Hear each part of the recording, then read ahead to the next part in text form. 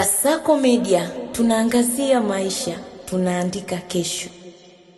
Another gorgeous day, ladies and gentlemen, beautiful people wherever you are, man. Tunakutana hapa ndani ya Kasako Media kwa ajili ya kuweza kupeana tu info. Na leo nimekuja na hii hapa kwa sababu washikaji wangu ambao wanahudumu na wana mapenzi ya kindaki na soka aka kabumbu watakuwa wanamjua huyu mshikaji. Anaitwa Harry Kane, ambaye ni mmoja kati ya mshikaji ambaye ameendelea kuweza kuandika historia katika soka duniani pamoja na kuweza kuvunja rekodi kadhaa kutokea nchini England. Yeah man. Sasa moja kati ya issue ambayo imenisababisha kuweza kuja nayo hapa ni kuhusiana na issue nzima ya kuzaliwa kwa huyu Mnyamwezi. Unaambiwa hivi tarehe na mwezi kama leo Julai 28 mwaka 1993 kutokea kitaa kile pale cha London, huyu Mnyamwezi ambaye anakwenda kwa jina la Harry Kane tulikuwa tupo blessed naye. Yeah man. Si hivyo tu, moja kati ya issue ambayo unapaswa kuweza kuhusika nao ni kwamba back in the days huyu jamaa hakuwa hivi ambavyo unamuona right now kabla hajaingia kwenye upande wa soka bwana, ndugu yangu. Na hii ilikuwa ni moja kati ya sababu ambayo ikamsababisha watu wengi kuweza kumkataa katika baadhi ya vilabu, hata vile vilabu maarufu ambavyo sisi tunavifahamu. Mfano Liverpool ni moja kati ya klabu ambayo ilisha kumkataa huyu mshikaji ambaye anakwenda kwa jina la Harry Kane kutokana na kuwa kibonge, ndugu yangu. Back in the days akiwa na umri wa miaka 10 alichagua kuweza kuingia katika academy ya Liverpool kwa ajili ya kuweza kuhakikisha kwamba anasogelea na anazifuata zile ndoto zake za kuwa moja kati ya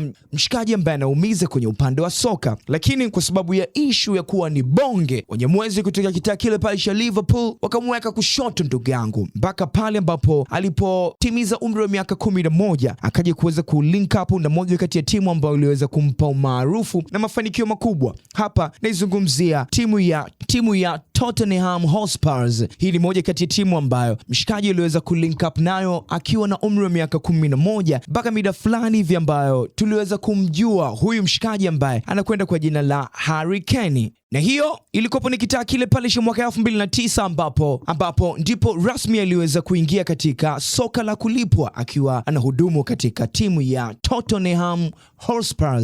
Leo ni birthday yake. Yeah, ni birthday ya huyu Mnyamwezi ambaye anakwenda kwa jina la Harry Kane. Tukupitisha kwenye issue zima ya baadhi ya records ambazo ameweza kuziandika. Yeah, katika ile listi ya wachezaji 10 ambao wapo na magoli mengi katika upande wa soka, yeye ni moja kati ya mchezaji ambaye ameingia katika hii hapa listi ya wachezaji 10 bora ambao pia wana magoli mengi zaidi kuliko wachezaji wengine. Pia moja kati ya fakti ambao na kila sababu ya kuweza kuhusika nayo ni kuhusiana na issue ya magoli ambayo ameweza kuipatia timu yake ya Tottenham. Unaambiwa kwamba magoli ambayo ameweza kuyafikia na kuweza kuyafunga kwa niaba ya timu yake ya Tottenham ni takriban magoli 280 ndio ambayo ameweza kuyapatia timu yake ya Tottenham Hotspur. So in case kama timu ya Liverpool kitaa kile pale ambapo aliweza kuwa request akiwa na umri wa miaka 10 kuweza kulink up nao katika academy ya Liverpool wangeweza kumkubalia, basi haya magoli 280 yangekuwepo ni magoli ya timu ya Liverpool. Lakini kwa sababu walimkataa kwa sababu ya issue nzima ya kuwa ni kibonge, basi Tottenham Hotspur ndio wana kila sababu ya kuweza kung'ara na hayo magoli, na ambao wameweza kuyaingiza ni Mnyamwezi kabisa. Jiwe walilolikataa Waashi ndio limekuwa jiwe kuu la pembeni. Hapa namzungumzia Harry Kane. Kwa ufupi tu nimekupitisha tu kuhusiana na issue nzima ya huyu Mnyamwezi Harry Kane, mambo ambayo ameweza kuyafanya, and kwa sasa una kila sababu ya kuweza kuhusika naye ni kwamba right now anachezea timu ya Bayern Munich kutoka kitaa kile pale cha Ujerumani. So kama ni moja kati ya mtu ambaye amezaliwa tarehe na mwezi kama leo, happy belated birthday. Unashare birthday na Harry Kane, moja kati ya mshikaji ambaye amefanya makubwa kwenye upande wa soka duniani. Amevunja rekodi mingi sana mpaka kuingia katika ile top 10 ya wafungaji wenye magoli mengi zaidi duniani. So holla at your boy, daddy, father of 6 baby babies, the ghostest voice, ladies and gentlemen. I wanna hear you say